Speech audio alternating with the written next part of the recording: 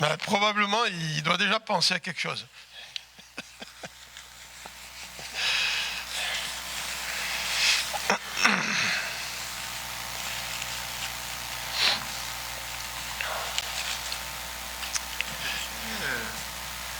Attends, je vais te le rendre. Je vais m'installer, là. On va mettre ça.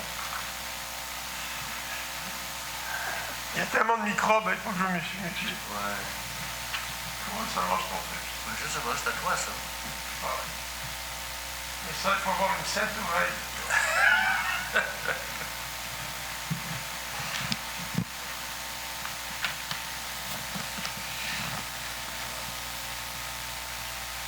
Je suis on. C'est ça? Vous m'entendez? Hallelujah. Wow.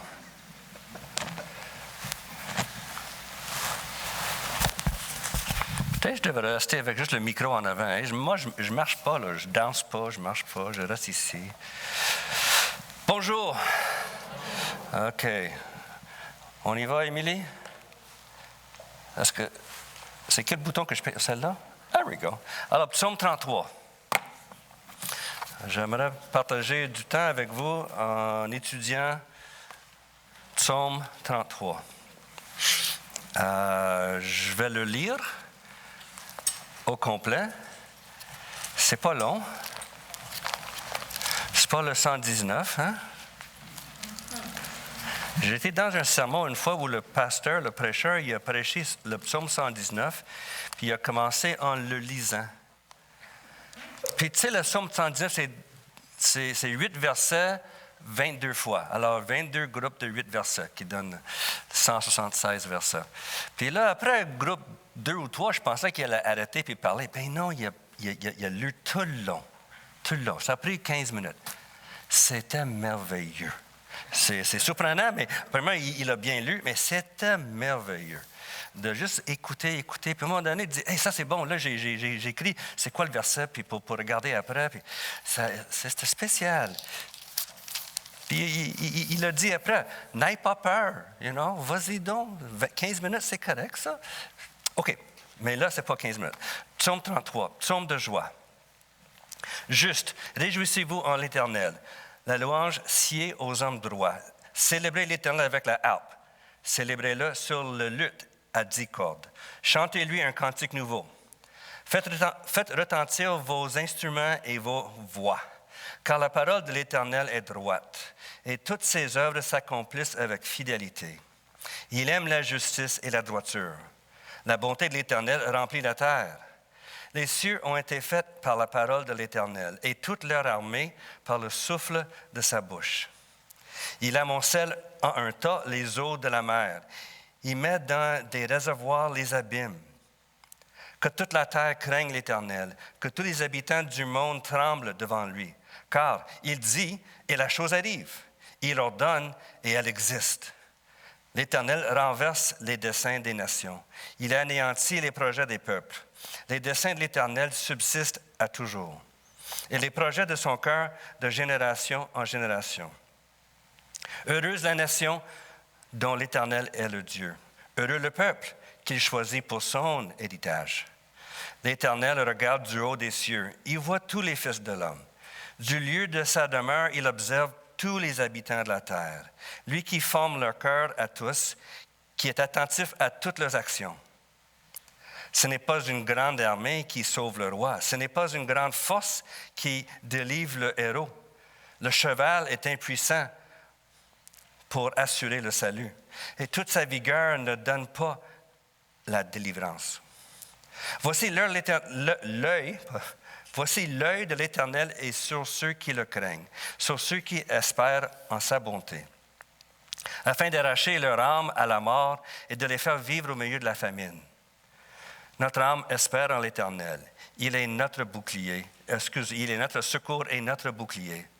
Car notre cœur met en lui sa joie, car nous avons confiance en son saint nom.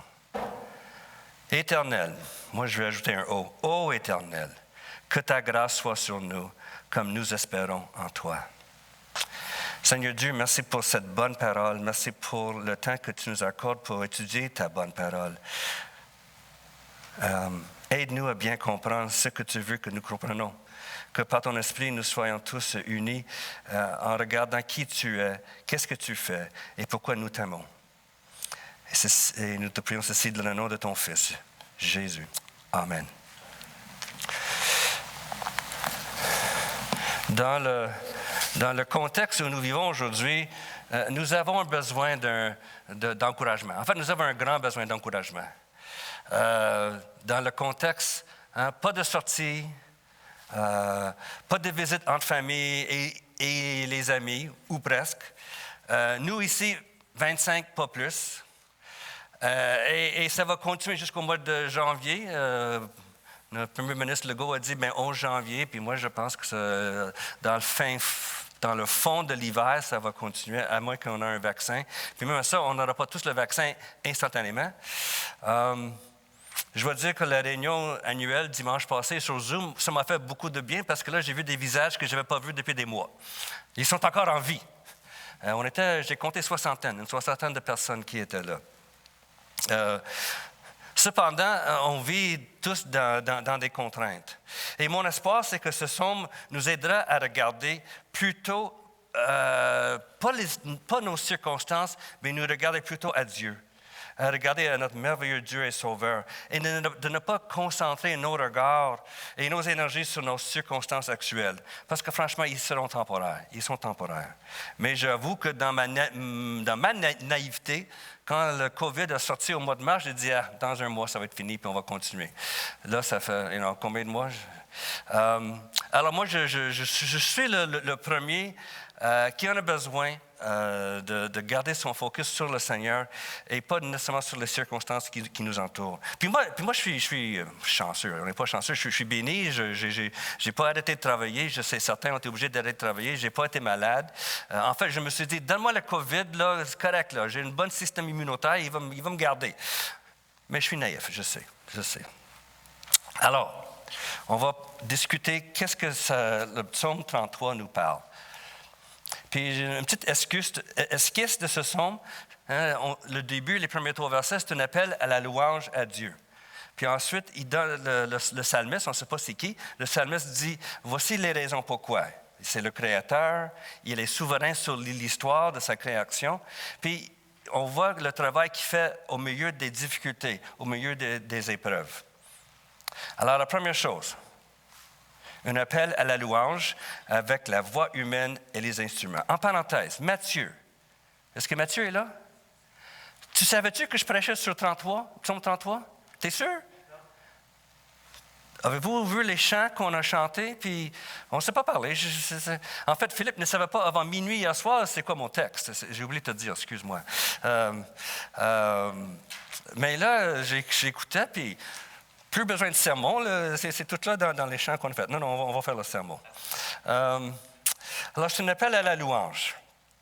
Et ça commence avec juste « Réjouissez-vous dans le Seigneur ». La louange sied, excuse-moi, j'ai regardé dans mon petit Robert. Qu'est-ce que le mot « sied » veut dire?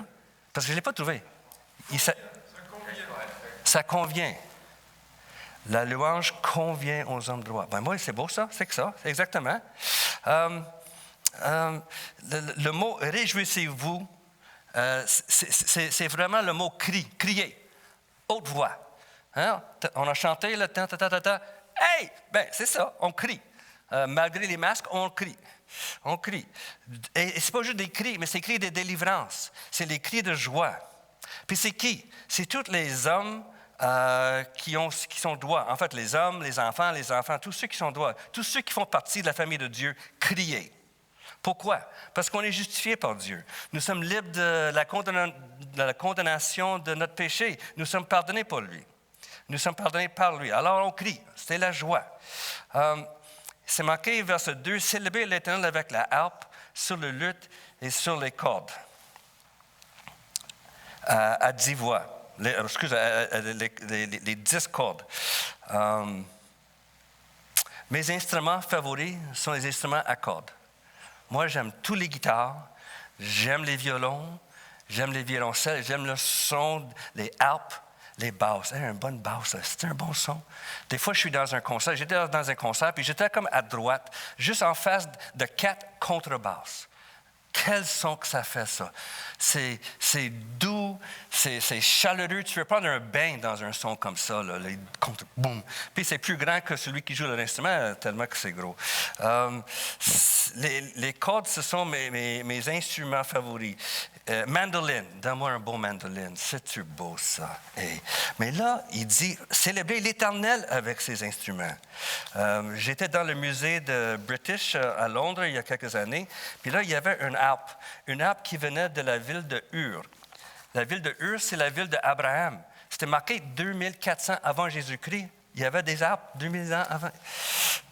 C'est Abraham, il a vu ça, il a connu ça. Il a connu ça. Verset 3. Chantez-lui un cantique nouveau. Faites retentir vos instruments et vos voix. Ce n'est pas juste les instruments, ce n'est pas juste les voix. Mettons les deux ensemble. C'est vrai, il y a certaines assemblées dans l'histoire, même qui existent encore, ils trouvent que les instruments, c'est trop mondain, puis on va juste chanter. Faites comme vous voulez, c'est correct, mais ici, il dit, mets les deux ensemble. Let's go. Criez avec des instruments de musique. Puis qu'est-ce qu'il veut? Il veut qu'on chante un cantique nouveau. Un cantique nouveau. Maintenant, ça peut dire plusieurs choses. Un cantique nouveau peut être un cantique nouveau.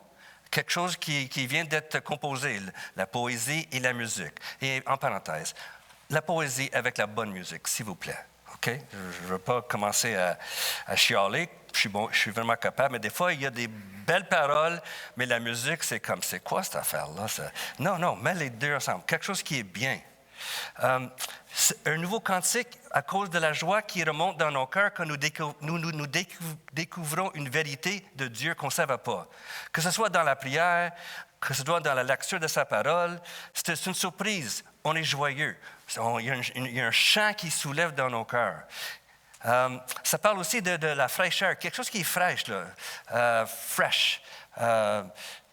Comme le printemps, c'est quelque chose qui c'est pas, c'est pas quelque chose de nonchalant ou froid, mais c'est avec énergie et vitalité. Et notez les verbes dans ces 3 versets. Célébrer, chanter, réjouissez, faites retentir. C'est tout des impératifs. C'est un commandement. Ce n'est pas une suggestion. Faites-le. Let's go. Et le mot retentir signale qu'on fait de notre meilleur. On n'est pas sloppy, louche. Là. On fait de notre meilleur. Les musiciens, la musique, les voix, on fait de notre meilleur parce que c'est pour Dieu. Et je veux juste dire tout de suite, là, on est choyés ici. On a des bons musiciens. On a des musiciens qui apprennent, puis ils apprennent avec nous, puis ça va, puis c'est bien. Certaines églises, là, l'adoration, c'est un show. Ça devient artificiel. Ici, ce n'est pas artificiel, ce n'est pas un show, c'est vraiment authentique. It's good. It's good. Merci Mathieu, merci tous vous autres là. Vous faites un bon travail continu. Et faites retentir. OK, voici ce qu'il nous commande de faire. De louer, de célébrer, de chanter, de réjouissez-vous. Pourquoi? Pourquoi est-ce qu'on doit faire ça? Puis là, la balance de ce psaume, c'est les raisons qu'il va nous donner. Premièrement, c'est parce que Dieu est créateur. Versets 4 et 5. Car la parole de l'Éternel est droite, ses œuvres s'accomplissent avec fidélité. Il aime la justice et la droiture. La bonté de l'Éternel remplit la terre. D'abord, il veut expliquer qui est ce Dieu. Avant de parler de qu'est-ce qu'il fait, mais qui est ce Dieu? Pourquoi est-ce qu'il est digne de louange? Puis là, il dit que Dieu est droite. Il n'est pas croche. C'est une ligne droite.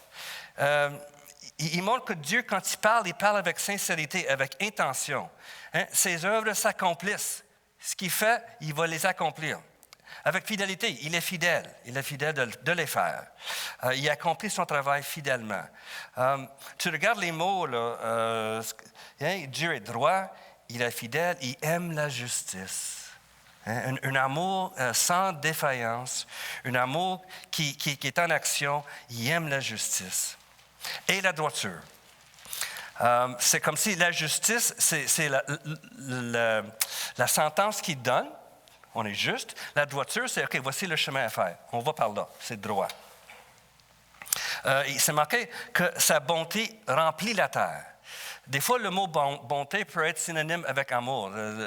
La racine dans l'hébreu, c'est amour, bonté. Des fois, c'est le contexte qui décide. Mais le point, c'est que ça remplit la terre. Qu'est-ce que les séraphins ont dit en Ésaïe chapitre 6, verset 3? Saint, Saint, Saint est l'Éternel. La terre est pleine de sa gloire. Alors, avant de nous parler de la création, l'auteur nous présente le caractère de ce Dieu créateur, l'infinie immensité de sa justice et de sa bonté qui remplit la terre, de sa sainteté. Il veut d'abord que nous soyons familiers avec Dieu pour ensuite regarder qu'est-ce qu'il fait. Alors, c'est les attributs de Dieu, son caractère, c'est un Dieu droit, fidèle, il aime la justice, il est bon, il est bon.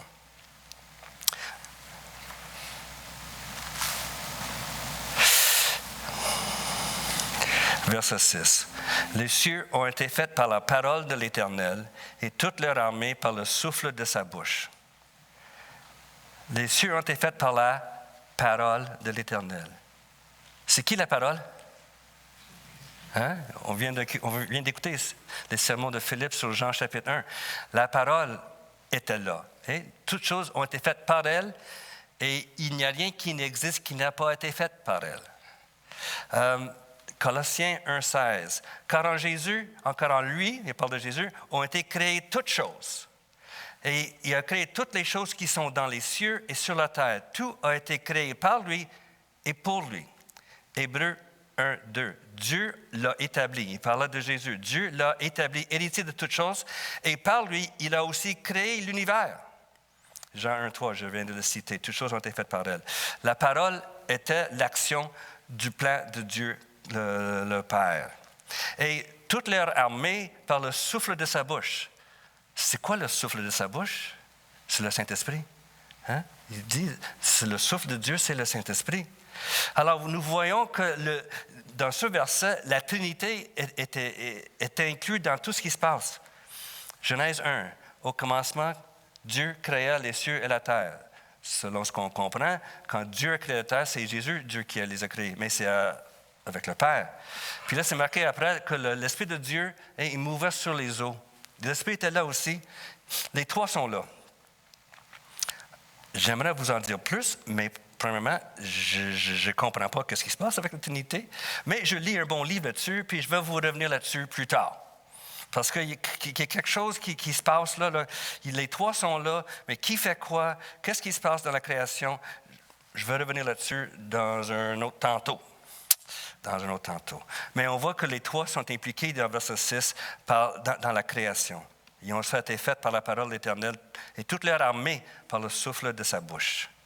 Verset 7. C'est marqué que Dieu contrôle la mer.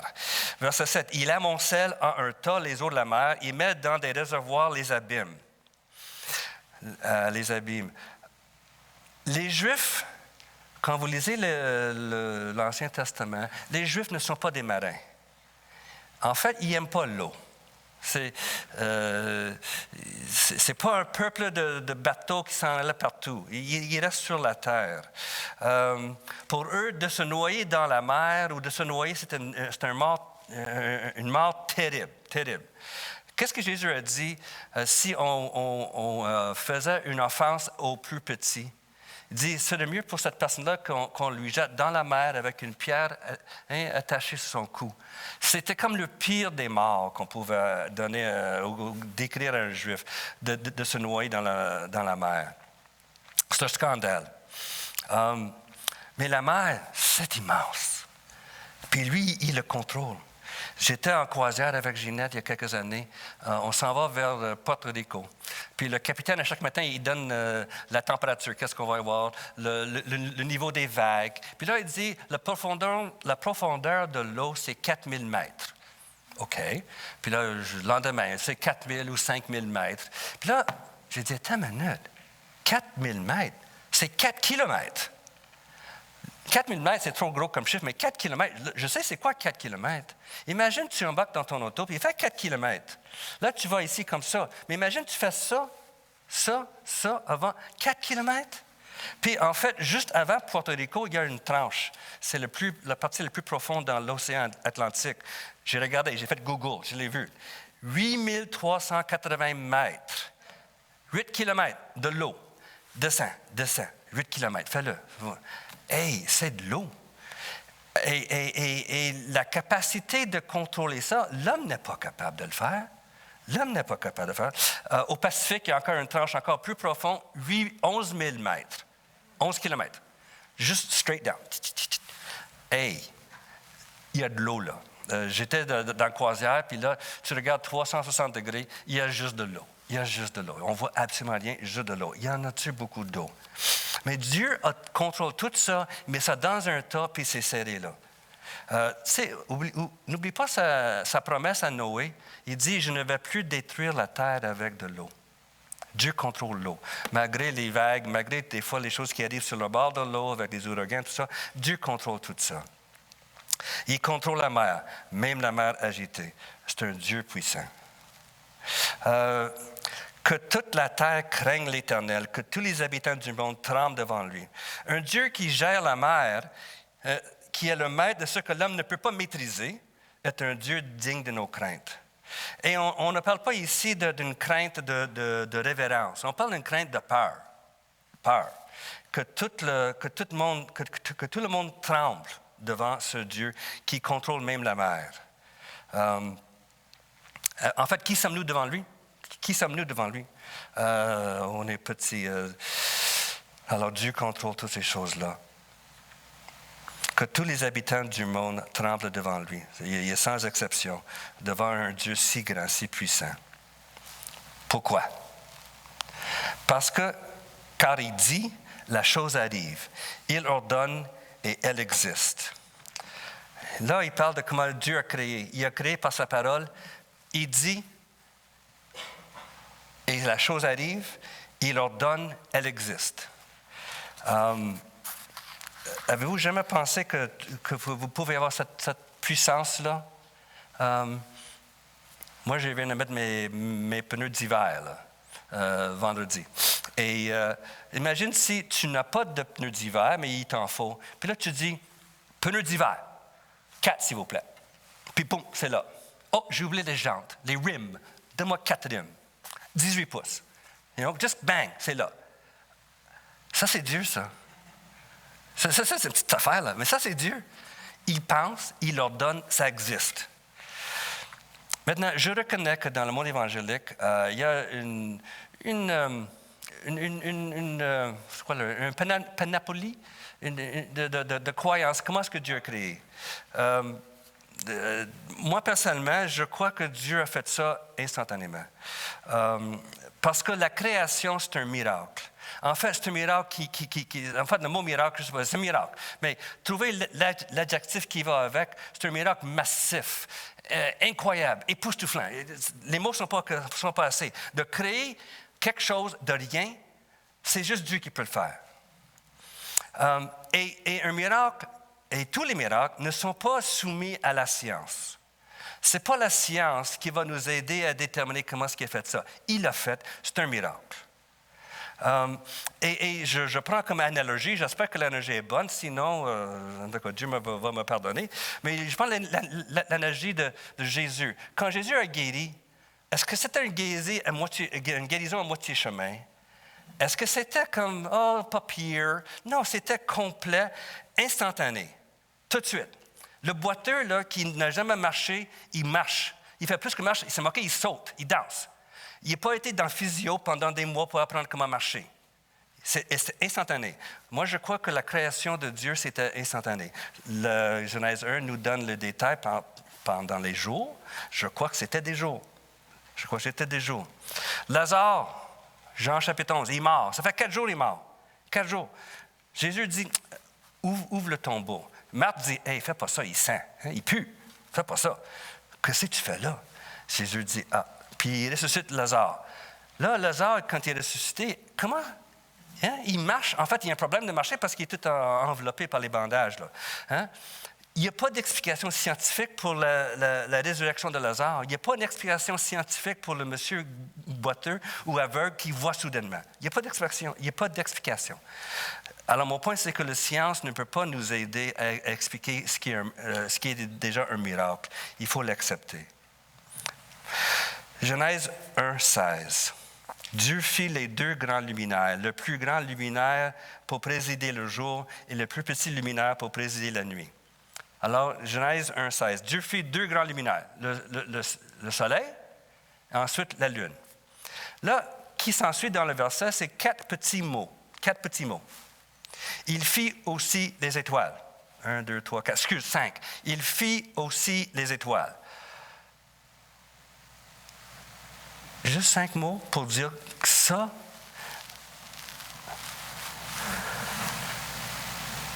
c'est la Voie lactée. C'est la Voie lactée. Ça, c'est notre galaxie. J'étais avec des amis cet été dans un chalet au nord de Gatineau. Puis là, on voyait les étoiles. Puis on voyait, pas aussi éblouissant que ça, mais on voyait la voie galactique. Et j'ai dit à mon compagnon qui restera anonyme pour protéger sa réputation, j'ai dit, sais-tu quoi? Le soleil, c'est notre étoile. Il dit, quoi? Le soleil, c'est une étoile? J'ai dit, s'il vous plaît, oui, c'est notre étoile.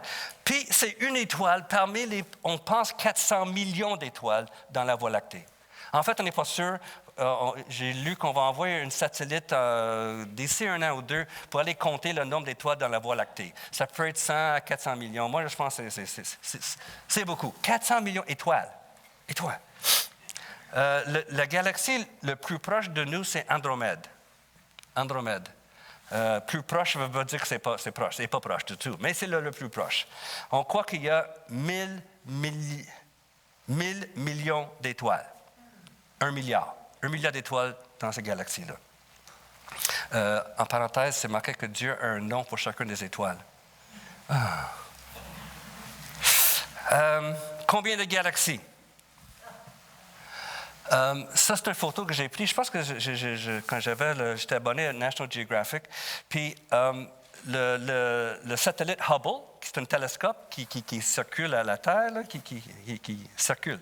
Oui, c'est ça. Mais c'est un télescope. Puis là, ils ont pointé le télescope à un endroit dans l'espace où c'est noir. Parce que les galaxies ne sont pas étendues également. Il y a des groupes de galaxies.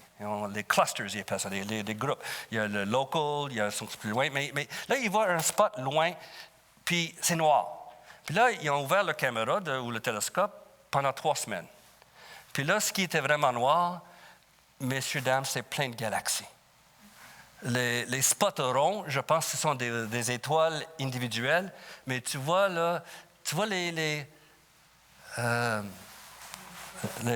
comme des disques, hein? Tu vois? C'est des galaxies. Qui sait combien de nombre d'étoiles sont là-dedans? Il leur donne et elle existe.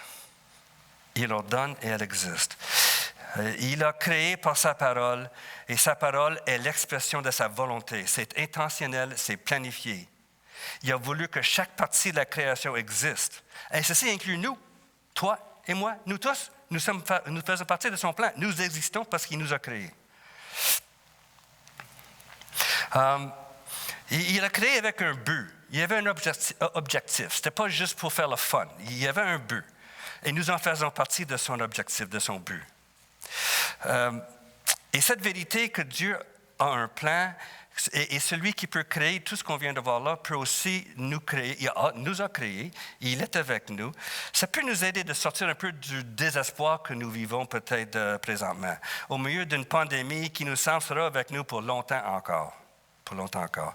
On parlait de la lumière au bout du tunnel, mais des fois, la lumière, c'est un train qui s'en vient vers nous. Hein? C'est ça? OK. J'espère que la lumière, c'est une bonne lumière. Verset 10. Verset 10. Troisième point, c'est le travail de Dieu dans l'histoire. C'est intéressant que dans ces versets ici, son travail, c'est la frustration et l'élection. Versets 10 et 11. L'Éternel renverse les desseins des nations, il anéantit les projets des peuples. Les desseins de l'Éternel subsistent à toujours, et les projets de son cœur de génération en génération. Est-ce que vous voyez le contraste entre versets 10 et 11? Le plan des nations et des peuples, ils sont anéantis, sont réduits à rien, sont échoués. Tandis que les plans de Dieu sont éternels. Le Bible du semeur, le BDS, le semeur dit, la phrase de génération en génération, eux, ils disent d'âge en âge. Ça veut dire c'est éternel. C'est pour toujours. Ces desseins sont fixes, ils ne changent pas, ils sont toujours là. Et une partie de ces desseins, c'est de frustrer les desseins de l'homme, des nations, des peuples. L'emphase ici, dans verset 10, c'est sur Dieu, l'Éternel. C'est lui qui frustre les nations. Ce n'est pas eux qui s'auto-frustrent. Donc, Dieu le fait. Alors, frustrer les desseins des nations, c'est le dessein de Dieu aussi. Mais c'est aussi le dessein pour nous. Excuse-moi, je change de page. On trouve que présentement, c'est un peu chaotique, n'est-ce pas? Si vous avez suivi les élections aux États-Unis, si on suit qu'est-ce qui se passe avec la pandémie, pas juste au Québec, au Canada, mais à travers le monde, c'est chaotique. Mais imaginez le vrai chaos si Dieu n'était pas présent pour renverser les desseins des hommes et des nations pécheurs. Psaume 2, versets 1 à 4. Pourquoi ce tumulte parmi les nations, ces vaines pensées parmi les peuples? Pourquoi les rois de la terre se soulèvent-ils et les princes se liguent-ils avec eux contre l'Éternel et contre son oint? Le monde est en rébellion contre Dieu. Le monde, au niveau individuel, puis au niveau politique, au niveau national, gouvernement, compagnie, nous sommes tous, dans un sens, en rebelle contre Dieu. Ils disent, brisons leurs liens, délivrons-nous de leurs chaînes. Ils veulent être libres de ce Dieu. Il veut faire ce qu'on veut faire. Fatigue-nous pas avec tes règles, avec tes lois. Celui qui siège dans les cieux, qu'est-ce qu'il fait? Il rit. Le Seigneur se moque d'eux. Puis il leur parle dans sa colère. Il les épouvante dans sa fureur. Puis le passage continue. Le point, c'est que Dieu, il se moque des plans de l'homme. Et il me semble que c'est une chose terrible et dangereuse d'être le sujet de la moquerie de Dieu. Je veux être dans le chemin droit avec Dieu, dans sa volonté, et ne pas être un sujet de rire parce que moi, je pense que j'ai une bonne idée ou je pense que je fais une bonne chose, mais Dieu dit non, fais pas ça. Fais pas ça. Alors, voici. Les nations ont des desseins, ils ont des projets, Dieu les renverse. Lui a déjà ses propres desseins. Puis là, verset 12, c'est vraiment beau. Il dit, une nation heureuse, un peuple heureux. Heureuse la nation dont l'Éternel est le Dieu. Heureux le peuple qui choisit pour son héritage. Ceux qui sont contre Dieu ou Dieu se moque d'eux, ça c'est une chose. Nous faisons partie de la famille de Dieu.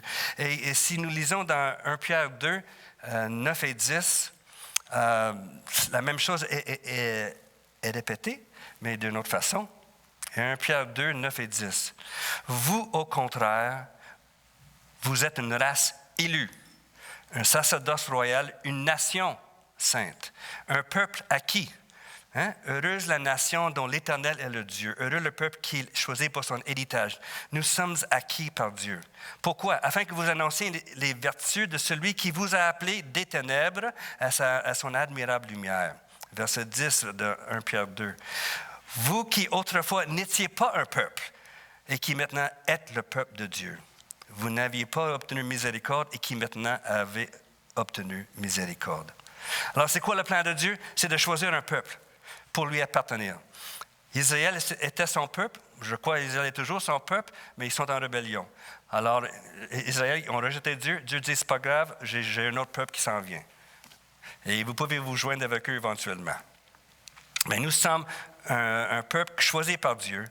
Et heureuse l'Église dont l'Éternel est le Dieu, notre Dieu. Nous lui appartenons, il nous appartient. Et il a un plan. Il a un plan. Et son plan, c'est parmi beaucoup de plans. Moi, j'aime beaucoup Jean 14, 3. Hein, quand Jésus dit aux disciples, je m'en vais. Il dit où? Tu vas où, là? Il dit, faut que je vous quitte. Je m'en vais vers mon Père. Mais verset 3 dans Jean 14, « Et lorsque je m'en serai allé, et que je vous aurai préparé une place, je reviendrai et je vous prendrai avec moi, afin que là où je suis, vous y soyez aussi. » Alors Jésus dit aux disciples, et il le dit à nous aussi, il s'en va, il nous prépare une place, mais il s'en vient, il revient, il va nous prendre avec lui, puis nous serons avec lui pour toujours. C'est son plan. C'est un plan droit, puis son plan il va arriver. Alors, y a-t-il quelqu'un, y a-t-il une nation quelconque qui peut frustrer les plans de Dieu pour nous? Hein? Il parle des projets de son cœur. Son cœur, c'est pour nous, de génération en génération. Hein? Verset 11b. Nous faisons partie des projets de son cœur. Son travail de frustration et d'élection, il nous choisit. Son travail de surveillance et d'imputabilité. Pas trop de syllabes dans ce mot-là. Imputabilité. Verset 13. L'Éternel regarde du haut des cieux, il voit tous les hommes. Du lieu de sa demeure, il observe tous les habitants de la terre. Lui qui forme leur cœur à tous, qui est attentif à toutes leurs actions. Est-ce que vous voyez les trois tout? Hein? Dieu voit tous les fils. Il observe tous les habitants. Il est attentif à toutes leurs actions. Ça, c'est un Dieu qui surveille. Il voit tout. C'est marqué qu'il est en haut. Il regarde d'en haut. Puis quand on est haut, là, on voit loin. Lui, évidemment, il voit plus que loin. Il voit tout. Il voit tout. Et parce qu'il connaît toutes les actions, il connaît les cœurs. Alors, il sait qu'est-ce qui se passe dans nos cœurs parce que c'est lui qui a formé notre cœur. Puis il connaît leurs actions. Il voit tout. En dedans puis dehors. Et il est capable de juger justement avec justice. Je ne sais pas si je radote, là, mais il est capable de juger justement avec justice. Il n'y a pas d'erreur avec Dieu quand il juge. Tout est en parfait accord avec la vérité de Dieu.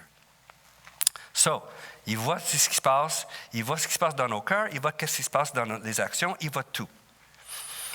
Il voit tout.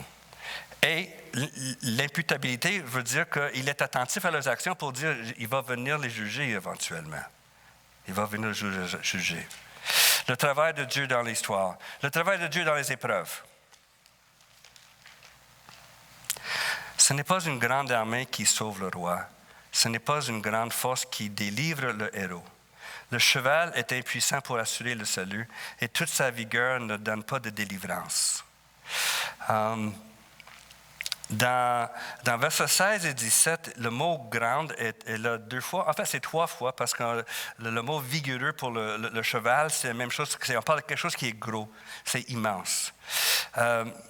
Puis, le psalmiste renverse la pensée conventionnelle. Celui qui est le plus gros armé, il va gagner.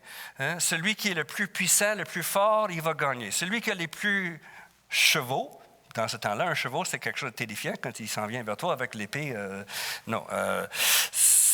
C'est l'idée que quelque chose qui est grand, qui est puissant, ça ne vaut pas grand-chose. Et ça ne vaut pas grand-chose. La phase est mise sur beaucoup.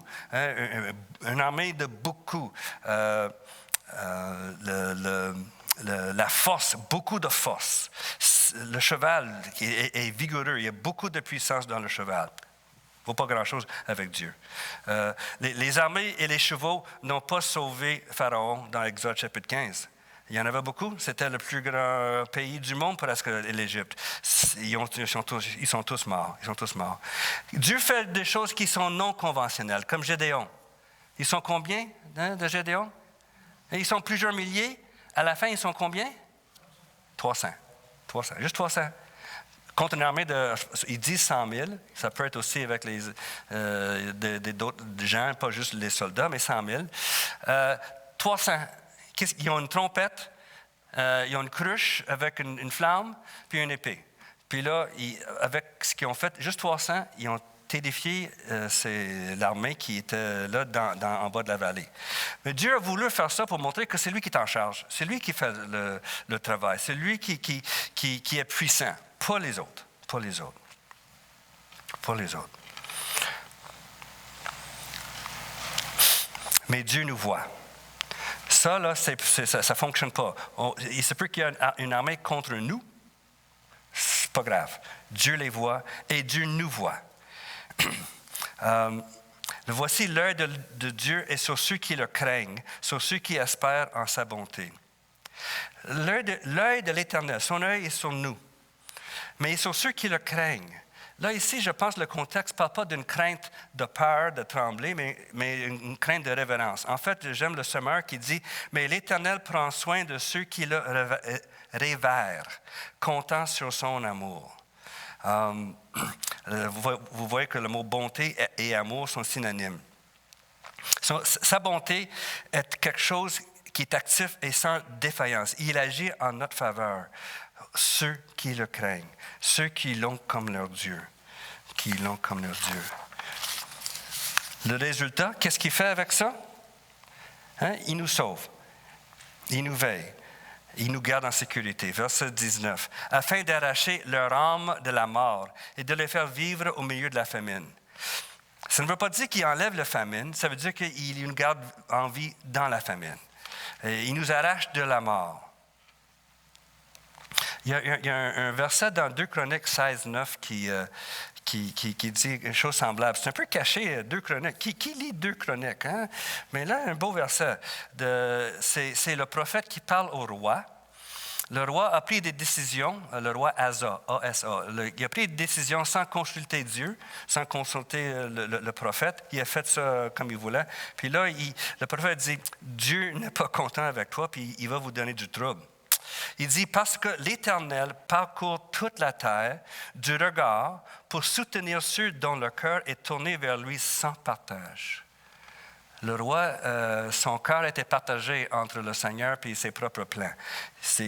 Alors il dit, non, Seigneur, le Dieu parcourt pas juste Israël, il parcourt toute la terre pour soutenir ceux dont le cœur est tourné vers lui sans partage. Alors Dieu vient, il nous sauve, il nous protège au milieu de la famine, même de la mort. Et les 2 versets affirment la confiance que nous avons en notre Dieu. Verset 20, notre âme espère en l'Éternel. Il est notre secours et notre bouclier.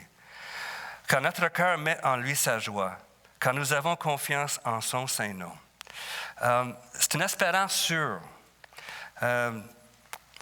Notre âme espère en l'Éternel. Verset 20a. C'est la patience. On espère. Romains 5 parle de comment nous sommes dans les épreuves. Ça produit en nous la victoire, puis la victoire nous produit la persévérance. D'autres traductions, ça produit en nous la patience de endurer l'épreuve. 20b. Notre secours, il est notre secours et notre bouclier. On parle de la confiance. Nous avons la confiance en lui parce qu'il est là et il nous défend. C'est lui le bouclier, pas nous. C'est lui le bouclier qui nous protège. C'est lui qui vient en notre secours. Verset 21a, car notre cœur met en lui sa joie. Ça parle d'être joyeux, enjoué. On parle d'une joie céleste, une joie divine que son esprit nous donne. Ce n'est pas la joie des circonstances, c'est la joie qui vient de Dieu lui-même. Notre cœur met en lui sa joie, car nous avions confiance en son saint nom. Quand vous voyez le nom de Dieu et quand vous voyez le mot « nom » attaché à Dieu, ça parle de tout ce qu'il est, tous ses attributs, son caractère, sa puissance, sa sagesse, son amour, tout. Le nom veut résumer tout ce qu'il est. Alors, nous avons confiance en son saint nom. Nous avons confiance en lui parce que nous savons qui est-ce qu'il est. Et ce qui, je pense, naturel, dans tout ce psaume-là, il n'y a pas de prière. C'est juste des affirmations, l'enseignement. Là, nous avons une prière. Éternel, que ta grâce soit sur nous, comme nous espérons en toi. Puis, quand je l'ai lu, j'ai dit, j'ai marqué le mot « ô ». Ce n'est pas dans le texte, mais là, j'ai dit « ô Éternel, que ta grâce soit sur nous, comme nous espérons en toi ». J'utilisais plusieurs commentaires, puis celui de Spurgeon, Charles Spurgeon, grand prédicateur, la deuxième moitié du 19e siècle. Son commentaire, en fait, c'est 3 immenses volumes sur les psaumes, c'est vraiment spécial. Et lui, dans le texte, il ajoute sa prière au texte. Il dit, « Cependant, Maître, fais encore plus que ceci, quand notre espérance est faible. » Est-ce que ça vous arrive que votre espérance est faible? Spurgeon, un grand prédicateur, il a fait une chose incroyable. Il prêchait devant 6000 personnes chaque dimanche.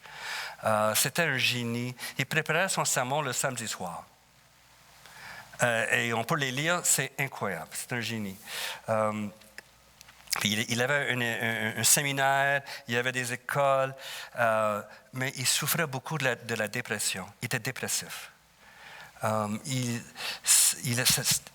C'était au début de son ministère, il avait à peine 20 ans, 21 ans, il prêchait dans une grande service. Je ne sais pas combien de personnes, mais il y en avait beaucoup. Puis quelqu'un a crié « feu ».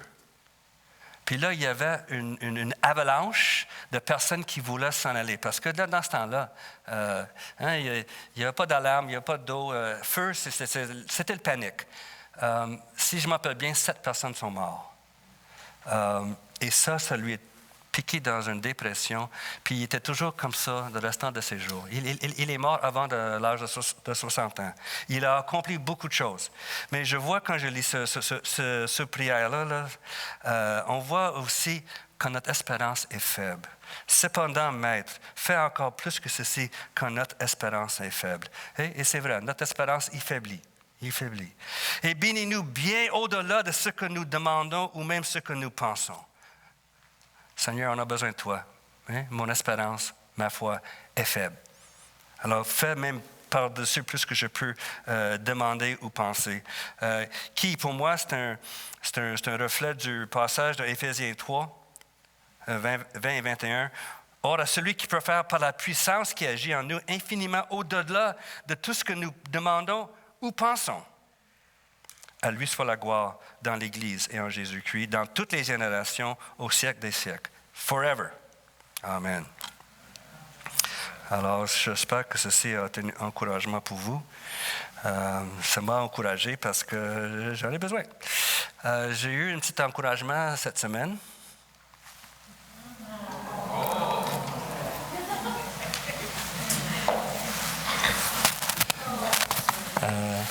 Mercredi matin, à 3 heures du matin, Lucie May Côte-Noire est née. 8 livres, 2 onces. J'ai la chair de poule, là, excuse. Pardon? Elle te ressemble.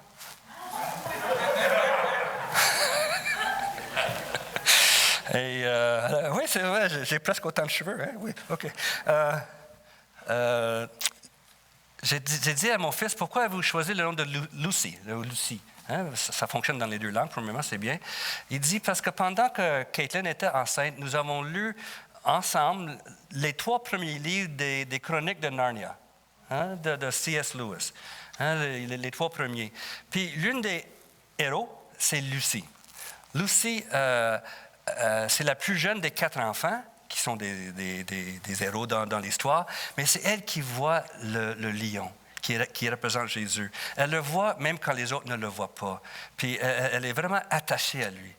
Puis ils ont dit, c'est les enfants aussi, ont dit, on va l'appeler Lucie. Parce que c'était quelqu'un qui est attaché au Seigneur. Puis la prière de Caitlin dans son texte, c'est que Lucie vraiment s'attache à celui que Aslan, le lion, représente, mais qui en même était beaucoup plus grand qu'un lion. C'est Jésus-Christ.